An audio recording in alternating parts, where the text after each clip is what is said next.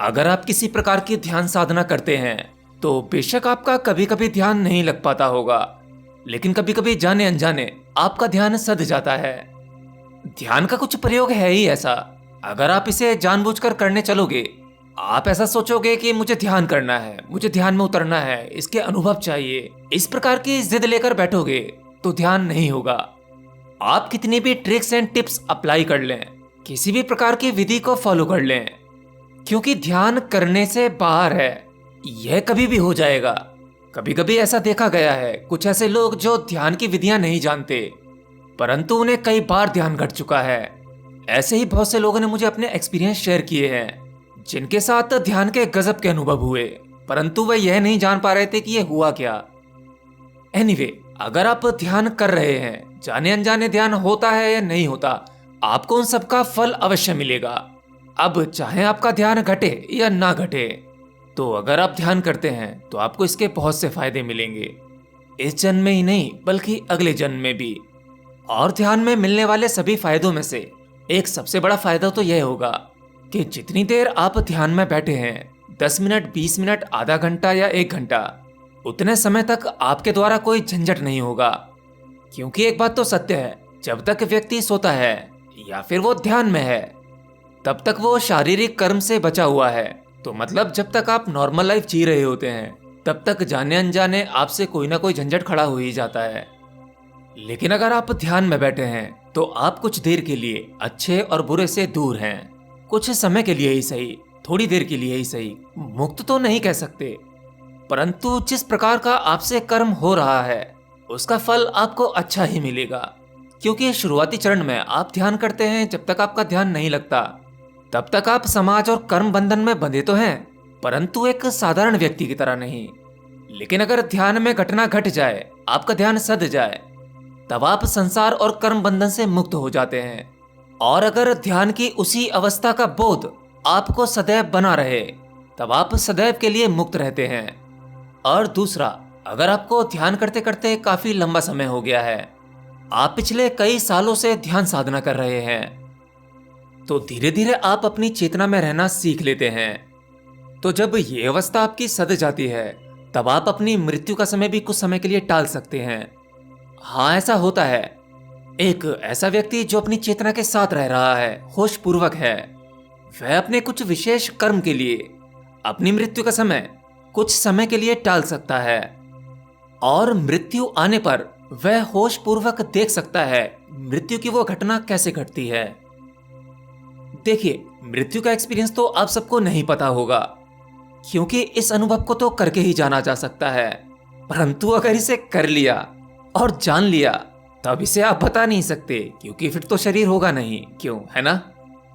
तो इसीलिए योग में ऐसी बहुत सी साधनाएं हैं जिसमें मनुष्य के जीते जी मृत्यु के अनुभव के बहुत से प्रयोग कराए जाते हैं। तो एक ध्यान करने वाला व्यक्ति जिसकी साधना गहरी होती जा रही है, उसको अपनी साधना के दौरान कई बार मृत्यु का अनुभव हो जाता है। जब एक साधक शरीर शून्यता, मन शून्यता और कर्म शून्यता के पार अपनी चेतना में स्थित होता है, तब वह अनुभव मृत्यु का अनुभव होता है। परंतु यह मृत्यु साधारण मृत्यु से बड़ी होती है, क्योंकि साधक इसमें अपने शरीर के साथ साथ अपने मन और जीवात्मा का दूर से अनुभव करता है। ऐसा अनुभव पाने के बाद मृत्यु आपके लिए केवल एक खेल रह जाएगी। आप जब चाहें अपनी मृत्यु को देख सकते हैं, शरीर को बाहर से देख सकते हैं, और शरीर छोड़ते समय पूरी तरह से होश में रह सकते हैं। आप शरीर छोड़ते समय ये जानोगे कि यह शरीर छोड़ने के बाद शरीर से क्या मुक्त हुआ, और वह कहाँ जाता है, किस लोक में जाता है। क्या आप अपना लोक स्वयं चुन सकते हैं? हाँ, एक व्यक्ति जो लंबे समय से ध्यान करता है और इस प्रकार के अनुभव हो चुके हैं, तब वह मृत्यु के बाद अपना लोक स्वयं चुन सकता है।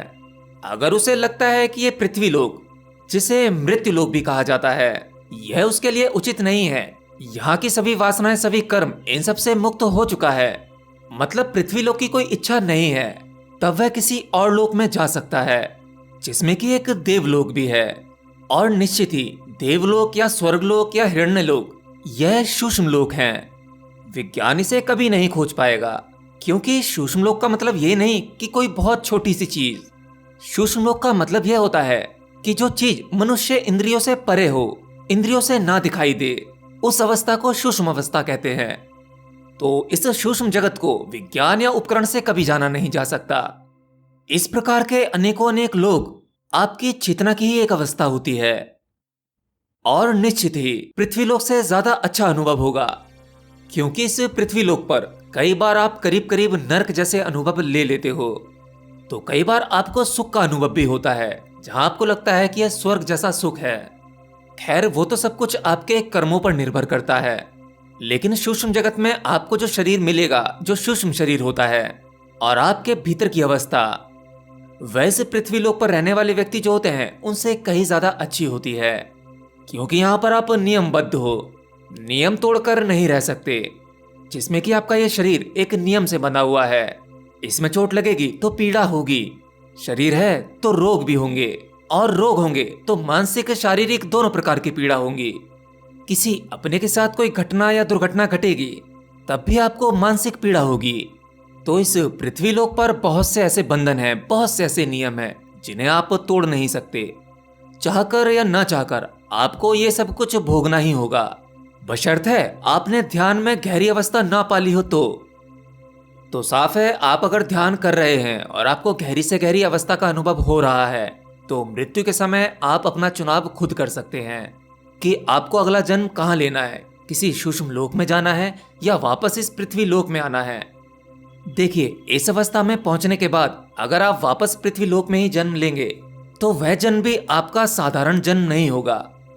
यानी वह जन्म आपको कहाँ लेना है, कैसे लेना है, आपको किस परिवार में जन्म लेना है और कितने समय बाद लेना है, इन सब का चुनाव आप खुद कर सकते हो। और वह जन्म असाधारण कैसे होगा, क्योंकि जब आप जन्म लोगे तब वह जन्म भी आपका होशपूर्वक जन्म होगा। मतलब इस नए जन्म में आपको अपने पिछले जन्म की सभी स्मृतियां याद होंगी। वो आपके पिछले जन्म में की गई साधना या ध्यान, उसका फल आपको इस जन्म में मिलेगा। अब वो सभी साधना या ध्यान आपको दोबारा से करने की जरूरत नहीं है, वह साधना आपने जहां छोड़ी थी वहीं से स्टार्ट होगी। अगर आप पिछले जन्म में कई बार समाधि का अनुभव कर चुके थे तो यह पूरा का पूरा जन्म आपका समाधि में ही रहेगा। आप हर एक पल होशपूर्वक समाधि की अवस्था में रह पाएंगे। जब आप मरते समय और जन्म लेते समय इन दोनों ही अवस्था को होशपूर्वक अनुभव कर सकते हैं। आप ये जान लेते हो कहाँ जाते हो, कहाँ से आते हो और ये चक्कर कब से चल रहा है। यह जानने के बाद ही इस बर्थ और डेथ के साइकिल को तोड़ा जा सकता है।